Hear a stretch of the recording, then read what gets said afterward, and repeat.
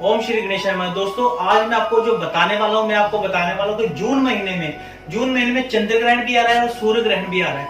जून महीने को इसलिए निर्णायक महीना भी कह सकते हैं कि बहुत सारे ऐसे ग्रह हैं जो अपनी चाल बदल रहे हैं, जिनकी चाल बदलने के कारण कुछ चीजें बहुत अच्छी हो रही हैं और कुछ चीजें बहुत ज्यादा खराब हो सकती है। हो सकता है कोरोना का भी ये अंत हो, निर्णायक हो, ये सिद्ध हो जाए कि कोरोना काल भी जून में ही खत्म हो जाए।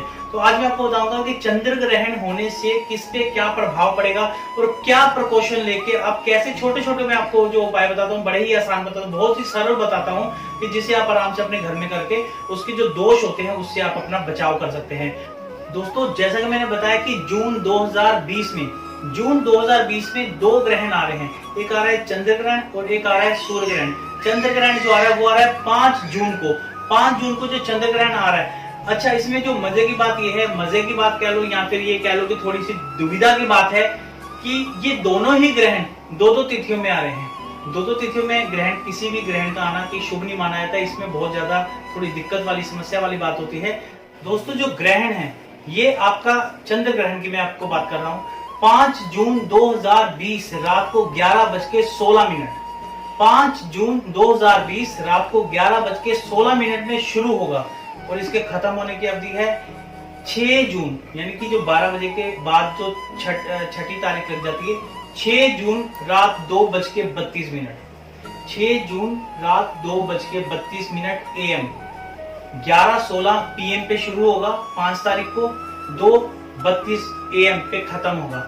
यानी कि इसकी जो कुल अवधि वो है 3.25 घंटे। इसका जो सबसे पूर्ण प्रभाव के साथ, जो सबसे ताकतवर प्रभाव के साथ जो इसका असर होगा वो होगा 12:54 पे। 12:54 पे ये पूर्ण प्रभाव से। वैसे डरने की इसलिए बात नहीं क्योंकि लगभग सब लोग उस समय अपने अपने घर में सो रहे होंगे, तो ज्यादा चिंता करने की बात नहीं। मेन जो चिंता करने की बात है वो खास तौर से जो लेडीज गर्भवती हैं, गर्भवती जो प्रेग्नेंट है, उनको थोड़ी सी उनके लिए दिक्कत होती है क्योंकि चंद्रमा पानी का कारक होता है और आपको पता है बच्चा पानी में ही रहता है जब गर्भवती स्त्री होती है। और खास तौर से वो लोग ध्यान रखें जिनकी कुंडली में चंद्रमा कमजोर है, या जिन लोगों ने मोती धारण कर रखा है उसी कारण से, या वो लोग जिनको चंद्रमा की वजह से गुस्सा आता है, चिड़चिड़ापन होता है, या फिर वो लोग जो कभी हाथ दिखाते हैं उनको किसी ज्योतिष ने बताया हो कि तुम्हारा पर्वत कमजोर है। जिन लोगों की ये अवस्था है, यानी कि किसी भी कारण यदि किसी का चंद्रमा कमजोर है, जिनका चंद्रमा कमजोर होता है, कुंडली में हो, चाहे आपके हाथ में हो, या फिर आपको किसी भी तरह इस चीज का अनुभव है, चंद्रमा कमजोर होने के बहुत सारे लक्षण भी होते हैं। मैं आपको थोड़े से लक्षण भी बताता हूँ। लक्षण ही होता है जब चंद्रमा कमजोर होता है तो आदमी विचलित बहुत होता है, उसका एक जगह मन नहीं लगता। वाटर एलिमेंट होता है, जब चंद्रमा बहुत ज्यादा कमजोर होता है तो आपने नोट करना कि आप पानी पीना कम कर दोगे, अपने आप में पानी पीना में इंसान कम कर देता है। चंद्रमा माँ का कारक होता है, अचानक माँ से रिश्ते बिगड़ने लगते हैं, माँ से बनती नहीं है, विचार नहीं मिलते। यदि अगर माँ से विचार मिलते हैं तो आप देखिए कि माता की तबीयत क्या सही रहती है। यदि किसी का चंद्रमा खराब होगा या तो उसकी माँ से विचार नहीं मिलेंगे, यदि विचार मिल भी गए तो ये हो सकता है कि उसकी माता की तबीयत खराब हो जाए या फिर कोई संकट आ सकता है उसकी माता के ऊपर। तो इसलिए जिन लोगों का भी चंद्रमा खराब है, जिनको जैसे ही पता है कुंडली द्वारा या फिर हाथ द्वारा, तो वो लोग क्या करेंगे कि जिस समय ये चंद्र ग्रहण चल रहा होगा, जिस समय चंद्र ग्रहण का टाइम होगा, उस समय सफेद वस्त्र ये धुले हुए भी हो सकते हैं, आपके कोई पुराने हो, या फिर ऐसे भी हो सकते हैं कि आप नए वस्त्र भी यूज कर सकते हो, चाहे ऊपर से लेकर नीचे तक पूरे सफेद होने चाहिए। वो सफेद वस्त्र दोस्तों आपको दोबारा यूज नहीं करने, वो आपको बाद में दान देने। आपने करना क्या है कि जब चंद्र ग्रहण शुरू होगा उससे पहले वो वस्त्र धारण करके आपको सोना है।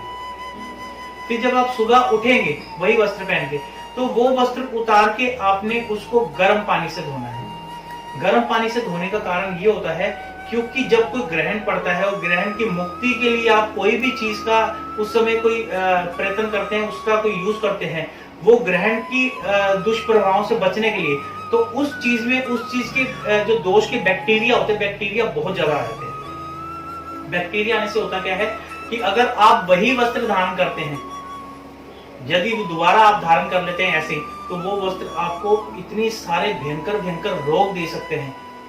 वो ऐसे रोग दे सकते हैं जिसका शायद इलाज कराना बहुत ज्यादा मुश्किल हो जाए।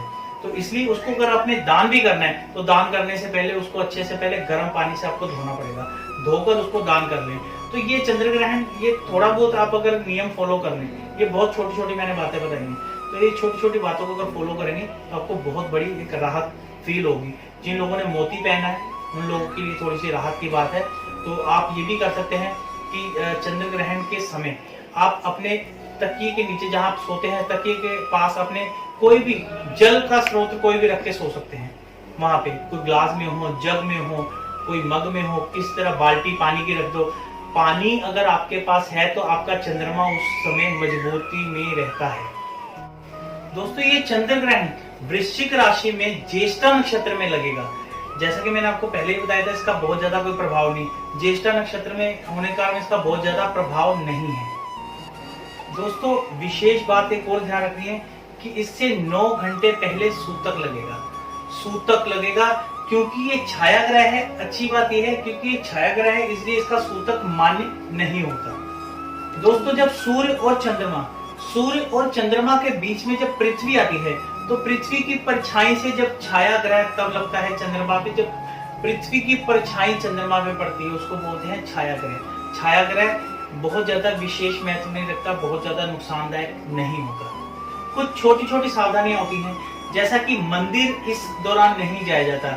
जब ये ग्रहण काल होता है इस दौरान मंदिर जाना थोड़ा शुभ माना जाता है। इवन घर के मंदिर में भी पूजा पाठ करना उचित नहीं माना जाता। हालांकि ये समय पूजा पाठ का नहीं है, इतनी रात को कोई भी पूजा पाठ नहीं करता, लेकिन मैं उनके लिए बता रहा हूँ कुछ ऐसी विशेष साधनाएं भी करते हैं जो कि रात्रि में ही मंदिर में बैठ के साधनाएं करते हैं। ये मेरा मैसेज उनके लिए है। आप 9 घंटे पहले ही अपने जो मंदिर है, आपका जो घर का मंदिर है, उसको आप पर्दा लगा दीजिए या फिर उसकी कुंडी लगा दीजिए और कोशिश कीजिए कि 9 घंटे तक घर में कोई खाने की वस्तु ना ही बनाए तो अच्छा है, क्योंकि इसमें खाना बनाना भी थोड़ा शुभ नहीं माना जाता।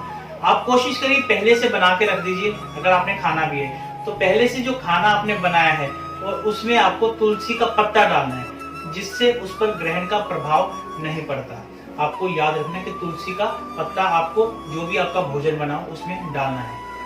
आप जिस भी देवी देवता को पूजते हैं, जिसको भी आप मानते हैं, जब ग्रहण काल, कभी भी कोई ग्रहण काल होता है, ग्रहण काल के अंदर ये माना जाता है कि मंत्र जाप करना उसका एक विशेष महत्व होता है। मंत्र जाप से बड़ी शक्ति मिलती है और मंत्र जाप का बड़ा फल मिलता है।